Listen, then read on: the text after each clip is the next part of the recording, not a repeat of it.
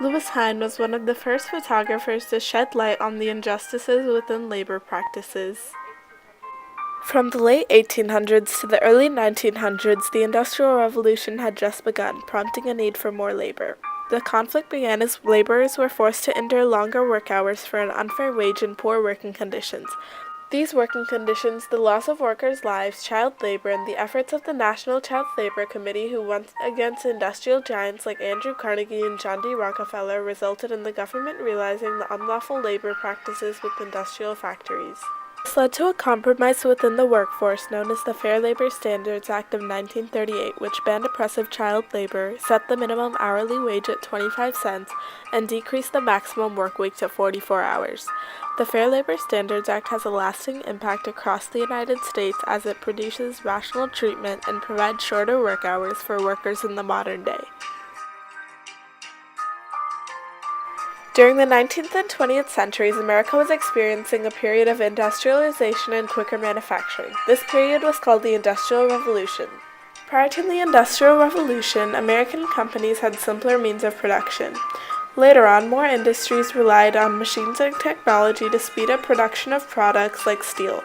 These processes, like the Bessemer process used by Andrew Carnegie, involved operating machines that often required more labor than before. This growth in the demand for labor and desire for wealth by industrial giants like Carnegie caused many companies to exploit child labor due to its lower cost in comparison to hiring adult workers.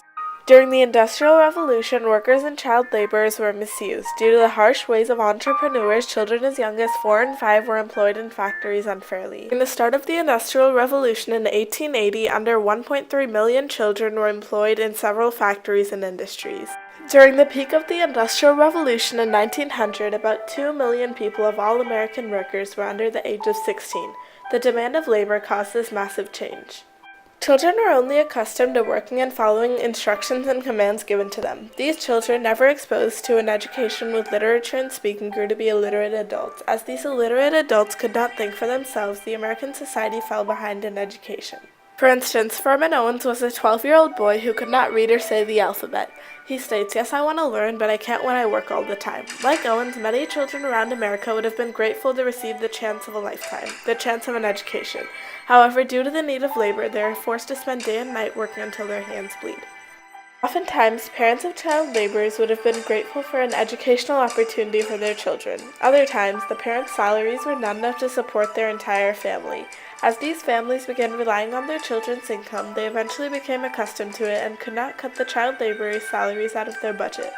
So even though many families wanted to keep their children away for labor, they were unable to survive without the extra salary.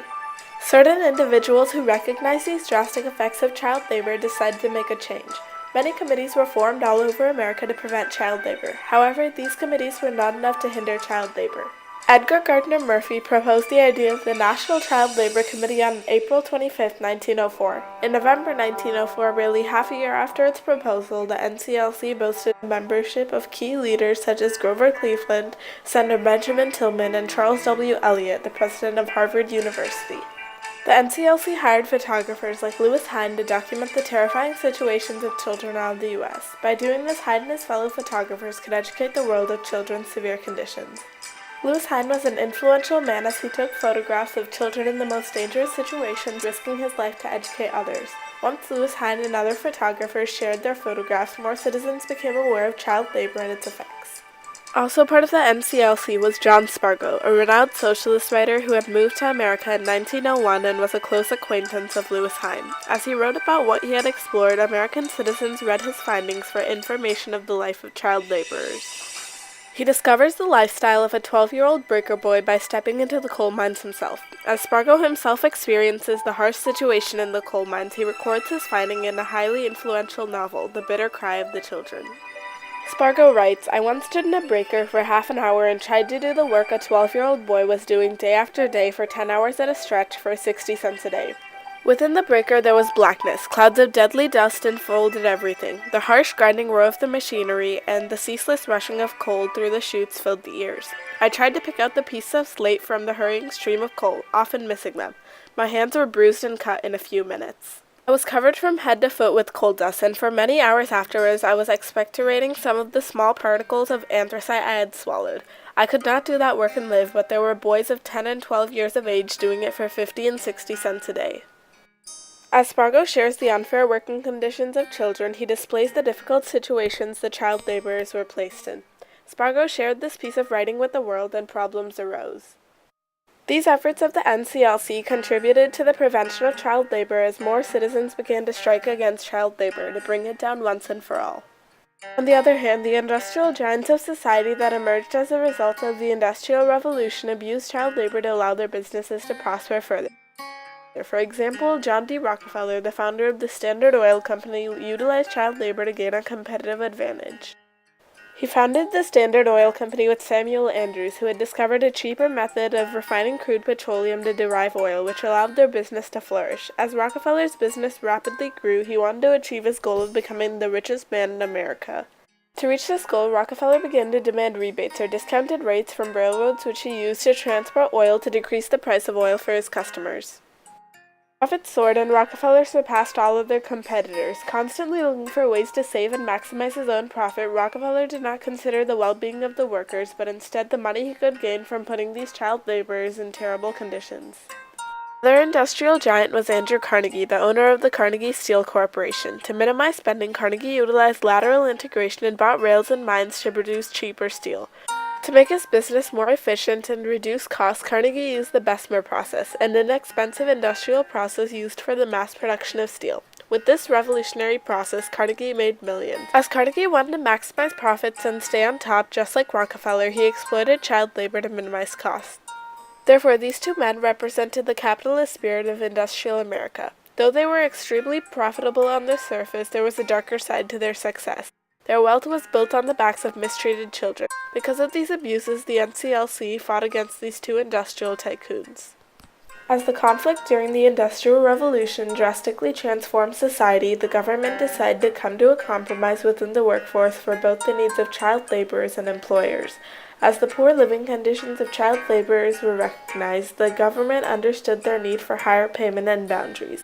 Children and laborers were given more rights and value. On the other hand, as the government realized that the employers were in desperate need of labor, they were given benefits as well. Though employers had to pay for labor, they could hire workers over 14 years of age. These gains and losses are stated in the Fair Labor Standards Act, passed on June 25, 1938. The Fair Labor Standards Act, or the FLSA, was a major compromise in the history of child labor. The FLSA set the minimum hourly wage at 25 cents and decreased the maximum work week to 44 hours.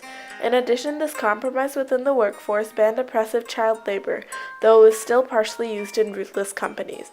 Children were then given legal protection from brutal child labor. Although the Fair Labor Standards Act reduced it, child labor continued to be misused by brutal business owners who were ignorant of the FLSA. During an interview, Professor Judith Stephan Norris gave me her input on the Fair Labor Standards Act. When questioned of the long-term effects of the FLSA, Professor Stephan Norris replied, "This was a very important legislation, but work remains. Workers are still subject to employer abuse in various industries." Professor Stephan Norris believes that child labor has been massively reduced, but work remains. Most children receive an education instead of being used as laborers today due to the Fair Labor Standards Act. Though child labor has mostly been removed from America, other countries such as Nigeria, Pakistan, and Afghanistan are still affected by child labor. The Fair Labor Standards Act has a lasting impact across the United States as it supplies rational treatment and promotes shorter work hours for laborers in the modern day. Professor Bill Bertrand contributes to this idea as he shares his knowledge by providing his opinion of the progress in the elimination of child labor. He shares, "I think that child labor in the United States is not really much of a problem compared to the rest of the world. The issue is mostly enforcement in other countries. The laws in our books are pretty robust." To conclude, the conflict between economic growth and moral righteousness was prevalent during the Industrial Revolution. This conflict led to the Fair Labor Standards Act, which made a positive, lasting impact on the lives of many workers today. Though there is still progress to be made, this compromise was a critical moment in history as it protected some of the most vulnerable people in society.